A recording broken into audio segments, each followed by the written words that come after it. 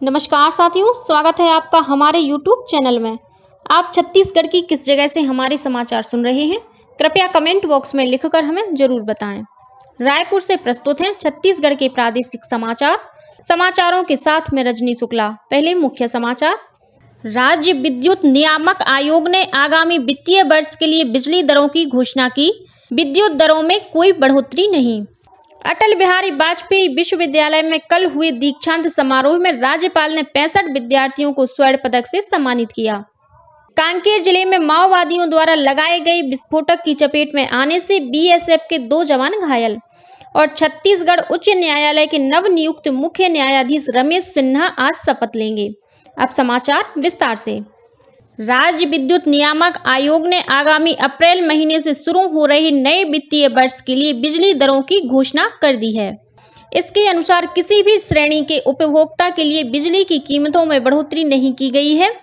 पोहा और मुरमुरा मिल को ऊर्जा प्रभार में 5% और गैर सब्सिडी वाली कृषि बिजली पंप वाले उपभोक्ताओं को 20% छूट जारी रखने का निर्णय लिया गया है। लेकिन बस्तर और सरगुजा विकास प्राधिकरण में संचालित अस्पताल, नर्सिंग होम और डायग्नोस्टिक सेंटर के लिए प्रचलित बिजली की दर में ऊर्जा प्रभार में दी जा रही 7% की छूट को घटाकर 5% कर दिया गया है। केंद्रीय प्रत्यक्ष कर बोर्ड सीबीडीटी ने स्थायी खाता संख्या पैन को आधार से जोड़ने की समय सीमा बढ़ाकर इस वर्ष 30 जून तक कर दी है। इससे पहले ये समय सीमा 31 मार्च को समाप्त हो रही थी। बोर्ड ने कहा है कि जो करदाता 30 जून तक पैन को आधार से नहीं जोड़ पाएंगे, उनके पैन कार्ड निष्क्रिय कर दिए जाएंगे। यदि आधार और पैन को 30 जून तक नहीं जोड़ा जाएगा तो ऐसे पैन पर कोई रिफंड नहीं दिया जाएगा और पैन कार्ड निष्क्रिय रहने की अवधि तक ऐसे रिफंड पर कोई ब्याज भी नहीं मिलेगा। बिलासपुर स्थित अटल बिहारी वाजपेयी विश्वविद्यालय के दीक्षांत समारोह में कल 36 छात्राओं सहित 65 प्रतिभावान विद्यार्थियों को स्वर्ण पदक से सम्मानित किया गया। विश्वविद्यालय के इस चौथे दीक्षांत समारोह की अध्यक्षता राज्यपाल विश्वभूषण हरिचंदन ने की। समारोह को संबोधित करते हुए उन्होंने कहा कि देश का भविष्य युवाओं के सपनों और आशाओं से गढ़ा जाएगा।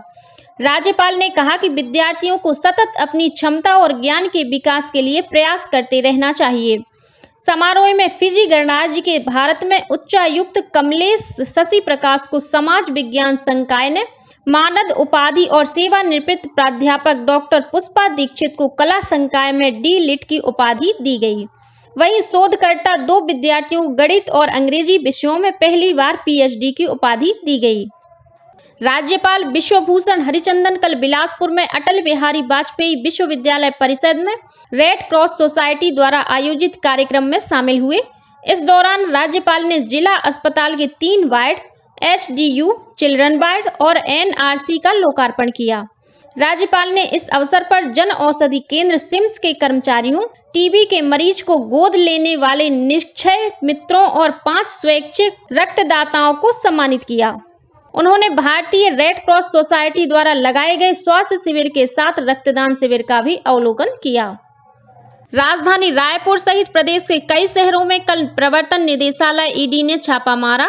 मिली जानकारी के अनुसार ईडी की टीम ने कल सुबह रायपुर के साथ भिलाई, बिलासपुर, कोरबा और रायगढ़ में छापे की कार्रवाई की। बताया जाता है कि कोल परिवहन में कथित अवैध लेवी और जमीन खरीदी बिक्री से जुड़े मामलों को लेकर ईडी की टीम ने दबिश दी है। कांकेर जिले में माओवादियों द्वारा लगाए गए विस्फोटक की चपेट में आने से 2 जवान घायल हो गए हैं। मिली जानकारी के अनुसार कोयली बेड़ा थाना क्षेत्र के अंतर्गत पुल निर्माण कार्य की सुरक्षा के लिए बीएसएफ और जिला पुलिस बल का संयुक्त दल तलाशी अभियान पर निकला था। इस दौरान दिलपरस और कागबरस के बीच अचानक आईईडी विस्फोटक से बीएसएफ के 2 जवान घायल हो गए, जिन्हें बेहतर इलाज के लिए हेलीकॉप्टर से रायपुर लाया गया है। फिलहाल दोनों जवानों की स्थिति खतरे से बाहर बताई जाती है। छत्तीसगढ़ उच्च न्यायालय के नवनियुक्त मुख्य न्यायाधीश रमेश सिन्हा आज 29 मार्च को शपथ लेंगे। शपथ ग्रहण समारोह राजभवन के दरबार हॉल में आयोजित किया जाएगा। शपथ ग्रहण की तैयारियों को अंतिम रूप देने मुख्य सचिव अमिताभ जैन ने अधिकारियों की एक बैठक ली। बैठक में मुख्य सचिव ने अधिकारियों को सभी आवश्यक व्यवस्था सुनिश्चित करने के निर्देश दिए। भारतीय जनता पार्टी के प्रदेश अध्यक्ष अरुण साव ने कहा है कि मुख्यमंत्री भूपेश बघेल द्वारा प्रति एकड़ 20 क्विंटल धान खरीदी की घोषणा किसानों के साथ छलावा है। श्री साव ने कहा कि राज्य में पंजीकृत किसानों की संख्या के आधार पर प्रतिवर्ष लगभग 65 लाख एकड़ में धान खरीदी हो रही है। बीते 5 वर्षों में 3 करोड़ 25 लाख एकड़ से धान खरीदी हुई है। उन्होंने कहा कि राज्य सरकार यदि 15 क्विंटल की जगह 20 क्विंटल प्रति एकड़ की दर से धान खरीदती है तो 16 करोड़ 25 लाख क्विंटल धान सरकार को और किसानों से खरीदना होगा। ऐसे में सरकार को 40,625 करोड़ रुपए का भुगतान किसानों को करना होगा। कृषि मंत्री रविंद्र चौबे ने रायपुर में 4 दिवसीय गोंडवाना राष्ट्रीय आजीविका कला और सांस्कृतिक महोत्सव का शुभारंभ किया। इस अवसर पर उन्होंने कहा कि इस मेले के आयोजन से ग्रामीण कुटीर उद्योगों और हस्तशिल्प को बढ़ावा मिलेगा, साथ ही रोजगार के बेहतर अवसर भी मिलेंगे।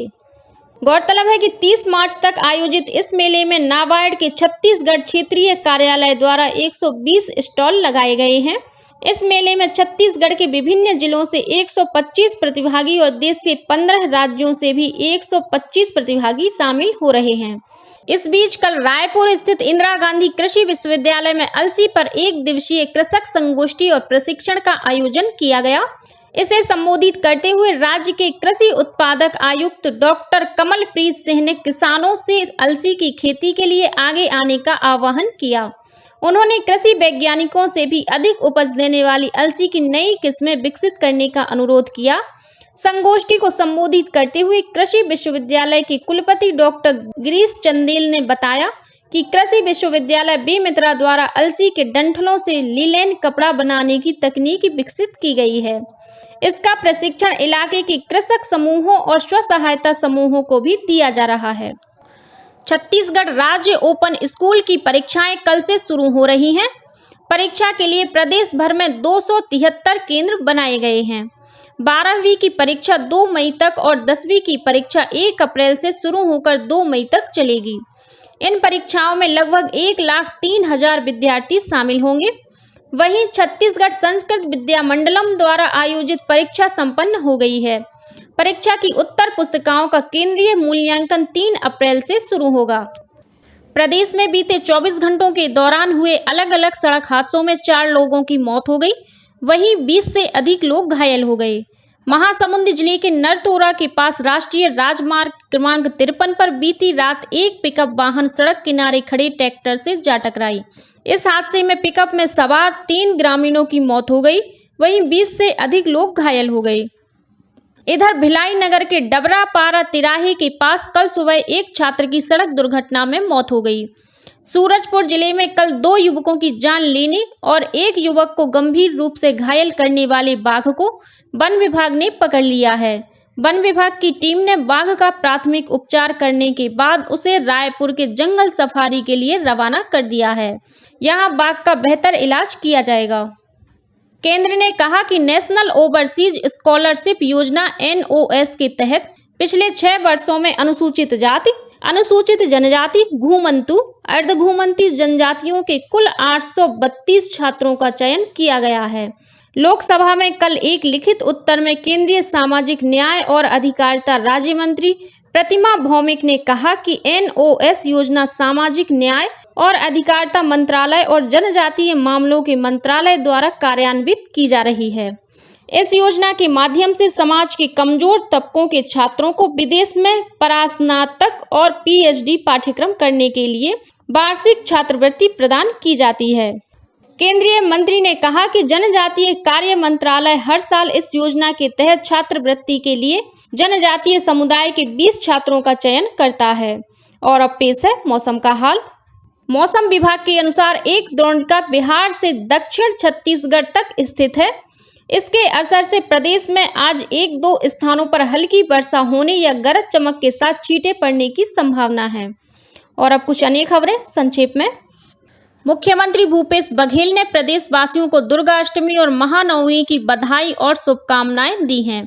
श्री बघेल ने नवरात्रि के पावन अवसर पर मां दुर्गा से प्रदेशवासियों की सुख, समृद्धि और खुशहाली की प्रार्थना की है। छत्तीसगढ़ के स्कूली बच्चों को निःशुल्क पाठ्य पुस्तकों का वितरण शाला प्रवेश उत्सव के दिन से शुरू हो जाएगा। इस संबंध में स्कूल शिक्षा विभाग द्वारा सभी जिलों में 16 जून को शाला प्रवेश उत्सव मनाने के निर्देश दिए गए हैं। शाला प्रवेश उत्सव में प्रवेश लेने वाले विद्यार्थियों का स्वागत तिलक लगाकर किया जाएगा। साथ ही उन्हें निःशुल्क पाठ्य पुस्तकें भी वितरित की जाएंगी। रोग प्रतिरोधक क्षमता बढ़ाने के लिए आज 29 मार्च को रायपुर के शासकीय आयुर्वेद महाविद्यालय चिकित्सालय में बच्चों को स्वर्ण प्राशन कराया जाएगा।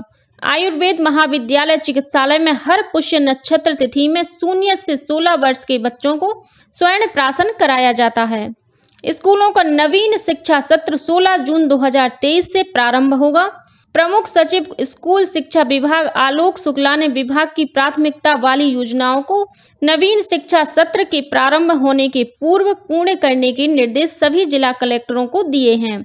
स्कूलों के भवनों का रिनोवेशन कार्य 15 जून 2023 के पूर्व करने को कहा है। इसी के साथ छत्तीसगढ़ के समाचारों का ये बुलेटिन समाप्त हुआ। नमस्कार।